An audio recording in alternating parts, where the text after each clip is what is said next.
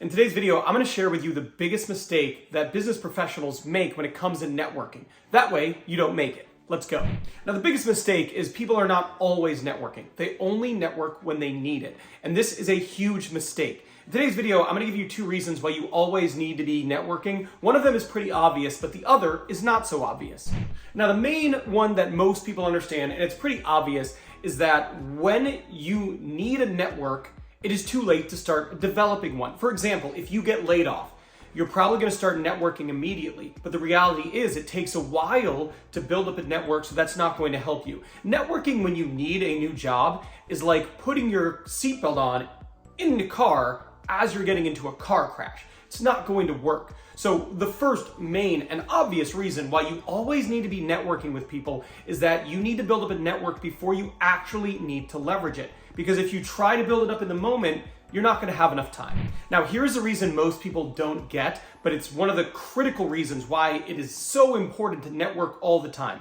One of the main reasons you want to be constantly networking with people is you want early access to jobs and early entry into candidate pools. What do I mean by that? Well, I'll start by saying a very clear statement, and that's hiring never really starts when a job is posted. As a hiring manager, I can tell you that most of the time, hiring starts way before the job is ever posted online and way before candidates ever really start applying. So for example, at the beginning of the year, hiring managers already know for the entire year what they're likely going to need to do from a hiring perspective. In fact, most of the time, that's approved before the year starts. So you're talking about these conversations in November and December, talking about, okay, let's forecast what we might need to do from a hiring perspective and how many people might we need to add to our team over the course of the year. So at that process, the pre-hiring process, that's already begun. So not only do hiring managers know they need to add people before a job is ever even posted, but additionally, they've already started informing colleagues, people on their team, hey, we're going to be looking to hire this person this year, we're going to be looking to add a person in this seat this year, or we're expanding our team by 3 or 4 people this year. So before it's even posted, before it ever hits an ATS, before it's out on LinkedIn, Indeed, Career Builder, people already know about it. Not just the hiring manager, but colleagues, people on their team, and potentially even people in their network. So if you're networking with those people, right? So you're networking with someone, you're connecting with people, you're building additional relationships, those people may already be aware of a job that's going to be posted soon. Now, the main takeaway here is that candidate pools begin forming before a job is posted. And the best way for you to gain access to those pools is to have relationships with people and to network.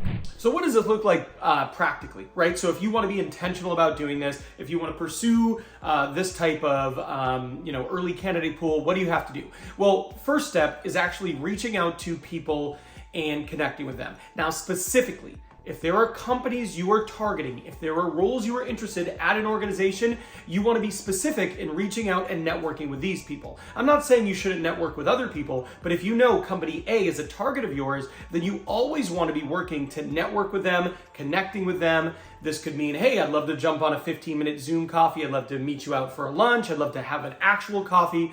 Hey, do you have time to catch up via phone call? This type of intentional networking with target companies is a key way to gain access to candidate pools before they form. Now, here's the thing. It doesn't even matter if the job isn't posted yet, because remember, some of these pools are forming before a job is posted. So if you have target companies, you should be networking with these people sporadically anyway, just so you're staying on their radar, you're talking to them about future career goals, they understand roles that are coming up, and if you do a good job of connecting and building relationships with these people, they might actually say to you, we're going to be hiring in the next couple of months here. If you're interested, I'd love to throw your name in front of my boss. And that's exactly what you're hoping to achieve. Now remember, some of this just comes down to planting seeds, right? Reach out to them, connect with them, network with them, plant the seed, and let them know if there's ever an opportunity that comes up in the future in their organization, you'd at least want to be aware of it. Because a lot of people assume that that's not the case. People tend to assume, you're in a good place, you're happy, unless they hear otherwise from you. So make sure you're doing this, planting seeds, and eventually you'll be able to harvest. Now, one of the reasons you might be looking for a new job is if you have a micromanager boss or a perfectionist boss. Those can be really challenging to deal with. So I want you to watch this video here, because this video here is how to deal with a perfectionist boss. That is a challenging situation to be in, and it takes tactics to navigate it. So I'm done here, but I'll see you over there.